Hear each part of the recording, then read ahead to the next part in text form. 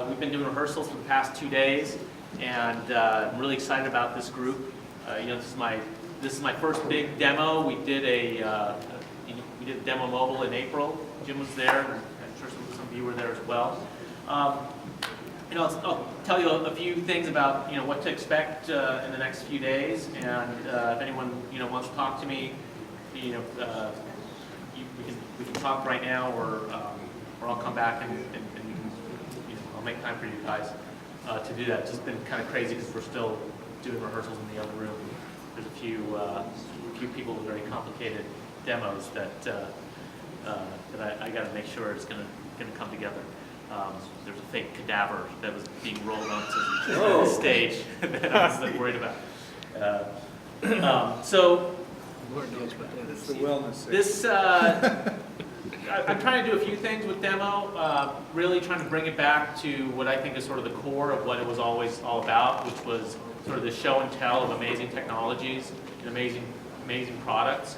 And the primary way I've done that is to be really more selective. So there's only 41 companies instead of like 75. And all of those are sort of grouped into some sort of thematic sessions. I think there's always been thematic sessions, but you can see on the agenda what these are. This is everything from mobile and health to enterprise to wearables, which is a new session we're doing. We have like 3 Google Glass apps and another wearable company. We've got a hardware session where sort of tapping into sort of this growing movement of entrepreneurs who are creating consumer hardware devices, right? I said that hardware is the new software. A lot of the same things that we saw in the software industry, where the cost to create a startup and a product has sort of shrunk, right? It used to be in the 90s, you needed millions of dollars for your own servers, and then that shrunk to hundreds of thousands of dollars, and now that's even shrunk. That's even shrinking more to the point where a lot of even angel investors don't see companies until their product is ready to launch. It used to be the other way around, that they would invest in an idea and then that would get the product going. And now we're at the point where it's the if you have some savings, essentially you and your buddies, the co-founders, have some savings, and you can go for 6 months to 12 months on that and just put your sweat equity into it. You can get your product out the door, and then you're at work. It's a higher valuation, and it's just changed the whole way that startups have launched, which we're adopting and adapting to here at Demo as well. Like you'll see, it used to be very strict. You're launching your product on stage and it's commercially available, and I'm still sort of sticking to that for the most part, but there are exceptions where there are companies that are starting Kickstarter campaigns on stage, and it's not just an idea. They'll have working prototypes, so I'm still vetting the fact that these are real working technologies, so you can come to Demo and it's sort of the best of the best, and you know that there's a very rigorous process of selection, and this selection process really goes all year long, starting really a month after Demo Mobile. We started traveling the world on a demo tour. Neil and I going to Moscow, London, all over the United States, Chicago, Austin, here in Silicon Valley a couple times, New York, Boston, and really just setting up these meetings with startups and founders, where we bring them into venture capital offices.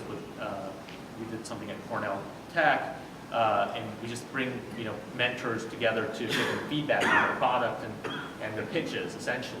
And a lot of those people who show up there, are not ready for Demo at all, but you always find 2, 3 really good companies, and I'd say that at least half the companies that you're going to see on stage came from that effort of like really personally going there, going to Austin, going to Chicago, meeting with the entrepreneurial community there, and really seeing up front, right? There's nothing like, somebody could look great on paper, their PowerPoint could look great, but the proof is when you actually see the product, right? And is the product as good as what they say, as they say it is? And they can paint this picture of how amazing, like what's the problem, what's the opportunity, but are they actually solving that problem?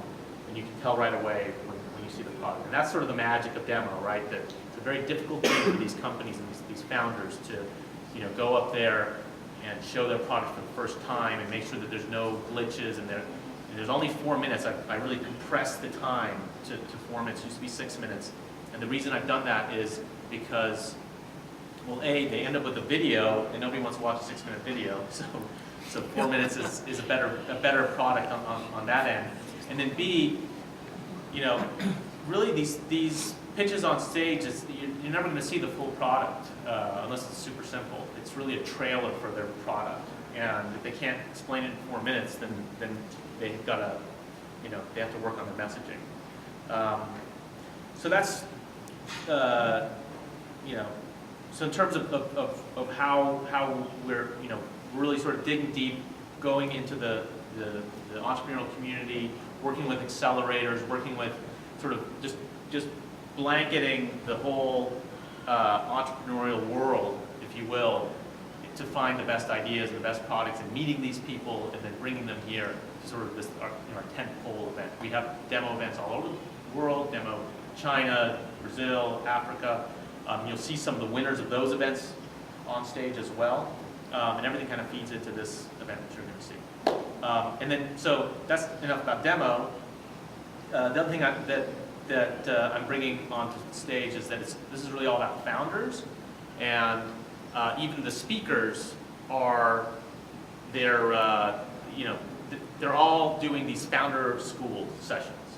So we have demo alums like Phil Libin from Evernote and Deanne Eisner from Waze, who they both launched on the demo stage, and they're going to come and talk about what they've learned about building great products and building great companies. Jeremy Stoppelman from Yelp, who has been written off so many times. Google was going to crush them, and yet look, their stock quadrupled in the past year, and they've outlasted all the competitors. And I'm not bringing them onto stage to talk about their stock price. I'm bringing them onto stage so that they can kind of impart some of their wisdom to the new founders who are in the audience, and talk about building startups and about building products. And that's really kind of the essence of what you're going to get out of this. That's what demo's all about. So then in terms of themes, I talked a little bit about, obviously mobile is a big theme, but enterprise is a big theme too. About half the companies are enterprise, and about half are mobile, and some are mobile and enterprise. We're seeing that whole shift, move not just on the consumer side, but on the enterprise side as well. It's really interesting to see how, when you have an enterprise product, all of a sudden it looks a lot better, because it's like you're forced to actually design it well, because you have very limited, canvas in which to work with.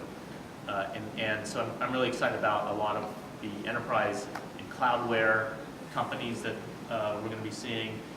People pushing the envelope in terms of what you can do in the browser. There's a really interesting company that is going to show the ability to run what formerly you would have thought could only be done on a client on a powerful PC in the browser, like Photoshop. And I talk about the hardware trends and the wearables trends. And the flip side of that is I think if there's two big trends, and I'll talk about this tomorrow in my opening talk, that really tie everything together, sort of mobile and cloud, right? And sometimes those two are, they're just the opposite ends of the network, right? The mobile and both wearables are just new endpoints to the smart network. And we usually treat them in an isolation. So you look at a mobile app or a mobile company, you only think about the consumer experience or the end user experience, and you don't really think about all of the all the heavy lifting that's going on in the cloud and on the server, right? That's kind of hidden from us. But that's really where all the magic happens. And I think that after this 2 days, that those are the two themes that sort of just, as I've been watching the rehearsals, that really kind of like tie everything together for me.